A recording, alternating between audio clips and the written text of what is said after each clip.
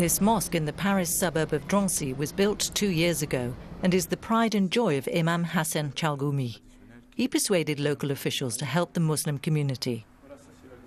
Every day the imam, who was born in Tunisia, explains his understanding of Islam.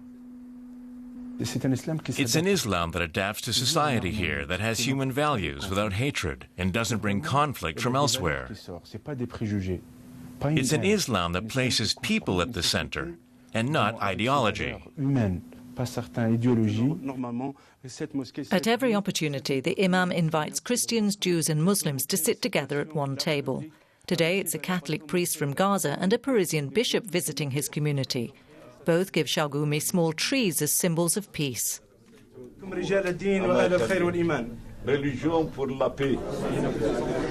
It's really important for Chalghoumi that the women in his flock also take part in the discussions. The imam lobbied heavily for the mosque's Koran school to be led by a woman. In his eyes, we are just as important as the men. I would like everyone to know that Monsieur Chalghoumi is a good Muslim, and a good Muslim must respect women. The women in the mosque wear headscarves, but not the burqa. Chalghoumi adamantly rejects it. He's one of the few imams to publicly support French President Nicolas Sarkozy's planned legislation to ban the burqa in France. Chalghoumi wants European politicians to take a clear stand against extremism. The burqa prevents contact with others. How can women live like that? How can they work like that? How can they have contact with others? Not here in Europe. Muslim women can't be isolated from others. They have to integrate and be open. European women are the good example, not the other way around. Expressing opinions like that has put Hassen Chalghoumi's life in danger. He's received numerous death threats. Chalghoumi, you're dead is posted on this internet page. French police are taking the threat seriously.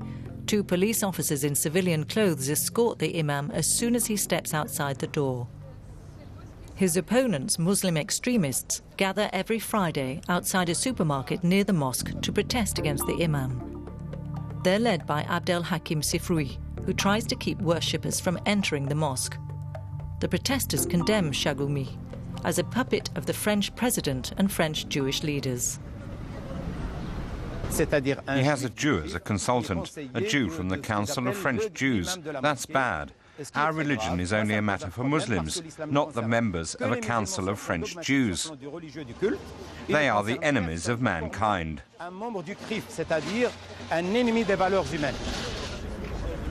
The extremist openly spreads his anti-Semitic message, but his methods are not proving effective with the worshippers at the mosque.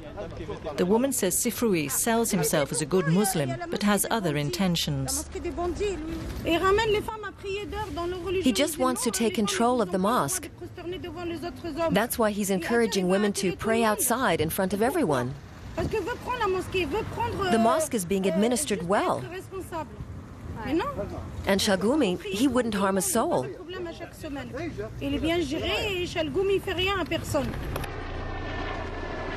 But Sefrioul does have followers, and they're laying out their prayer rugs outside a supermarket near the mosque.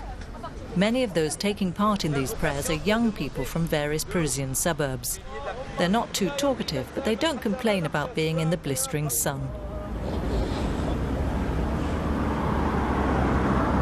Many of these young people are letting themselves be sucked in. They hear Allah said this and Allah said that, and in the end they kill innocent people in the name of jihad. They believe they'll reach paradise and have 70 virgins waiting for them. The father of 5 has not bowed to intimidation. He defiantly took part in a memorial ceremony in his town marking the deportation of the Jews during the Holocaust. The Nazis had a transit camp in Drancy.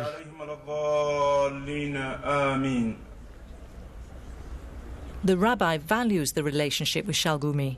Contacts with the Jewish community have particularly riled the extremists. He's being very brave. These groups don't have many people, but their words and actions are powerful.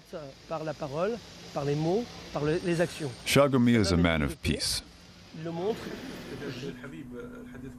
Chalghoumi is not the only imam to be pressured. Elsewhere in Europe, he says extremists have moved to silence other moderate Muslim clerics. But Chalghoumi says he has no intention of being silent.